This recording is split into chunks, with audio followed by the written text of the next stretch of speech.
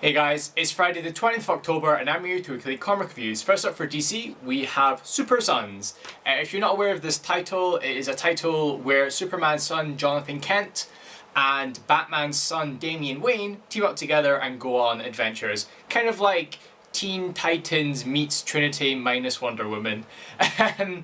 It's quite a unique title, I think, because Damian Wayne's always been a bit of a more cocky, asshole-ish Batman, and Jonathan just acts like a younger, even more naive Clark. So it works in a way that they're both very much the extremes of their fathers. Like Damien's maybe a bit too cocky and asshole-ish, and Jonathan's maybe a bit too naive. But it works really well and they play off each other. Overall, the stories are fine. I felt the first arc was a lot better than the second. The second arc, which you just got finishing in this comic, ended on a bit of a anticlimax, to be fair. It's still very much worth reading, especially if you're into more of your stuff like Teen Titans or Champions. I'd say if you like reading about younger heroes, this is definitely one for you. If you want a bit of a more mature title, maybe something more like Trinity or the Kurt Metal series would be better for you. Up next for Marvel this week, we have Deadpool versus Old Man Logan. Obviously, you've had the return of Wolverine to the Marvel Universe with Legacy, but we've still got old Logan in the Marvel Universe because he's from a different timeline. It is always interesting when they put these kind of grisly older characters with Deadpool. Obviously, Deadpool and Cable being the initial birth of Deadpool, but yeah, it's not a lot I can really glean from this comic. There's a few funny bits. Wolverine and well, I should say Logan and Deadpool having their usual quarrels as you would think they would.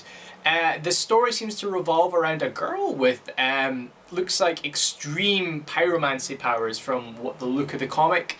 It sort of leads you to believe that Wolverine's the weapon they're looking for, whereas it's actually this girl. The usual Deadpool shenanigans, usual grisly Old Man Logan, and the art's fine as well. So far, maybe a bit uninspiring, as there was only one kind of like thing that drew me in as to know what's with this girl sort of thing, which is funny reading a Deadpool and Logan comic and being more interested in the other character than them two, but hey, I'll probably pick up the rest of them because it does have me interested. And finally for Image, there wasn't a lot in my shop this week and I love it so much that I decided to Descender again, issue 26. I love this. Jeff Lemire as a writer is absolutely amazing and I love Dustin Nugent's art in it, so you just can't go wrong with a bit of Descender. We've come on a bit since my last review of Descender. With Tim21 having a massive revelation in this one with what appeared to be a harvester, but not knowing what harvesters were, because obviously the humans call them harvesters. But then them revealing that Tim shouldn't exist, which makes sense, given that, you know, he was created sort of from code that was found rather than being a part of the initial birth of whatever this species, I guess, is. The thing I love most about it is, like, I still, like, whenever I Descender, I end up having more questions at the end of it than I get answers. Like, I get my answers, but then usually, for every one answer I get, there's another 3 questions. So, it's constantly keeping me guessing, constantly keeping me going, and the fractured storyline, although it's something I don't like in other comics, it certainly works in Descender's favour, because the storylines are so disjointed that, like, it almost feels like reading little stories about all the different characters at once, which I find works quite well. Anyway guys, I would normally wrap up there, but I wanted to quickly mention that I picked up, you want to pick this up for age, Monsteress 2.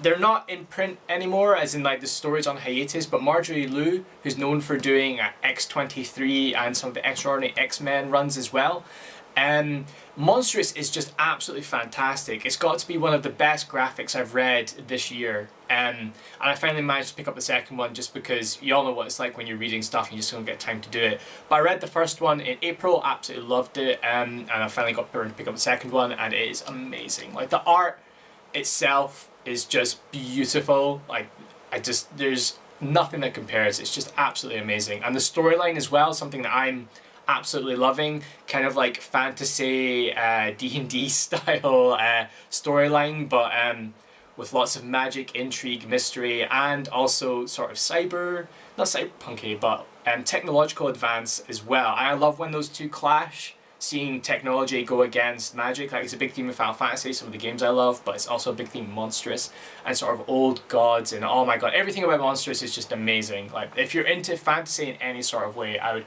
highly recommend it. Strong female lead as well, which is something that I see Not too often in comics, but it's getting better for it. And if you're wanting a sort of strong female lead fantasy-based comic with amazing art, do yourself a favour and pick up the first trade of Monsteress, because it's Image, like the first trade's super cheap.